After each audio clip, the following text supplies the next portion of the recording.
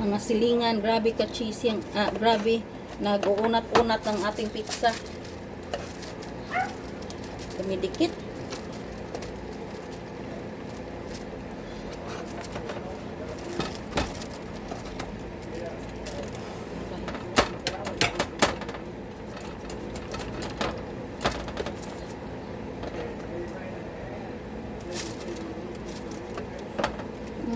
Tingnan nyo po.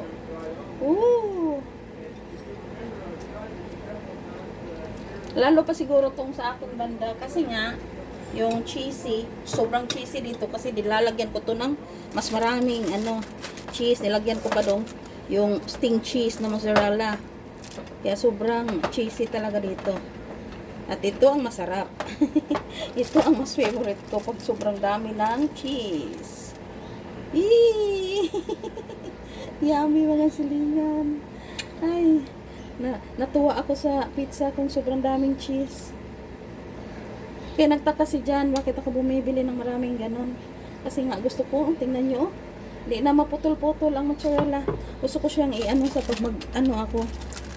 Nagbalak talaga akong magpizza uli. Kaya bumili ako ng tapos dinamihan ko yung mozzarella nga sticks.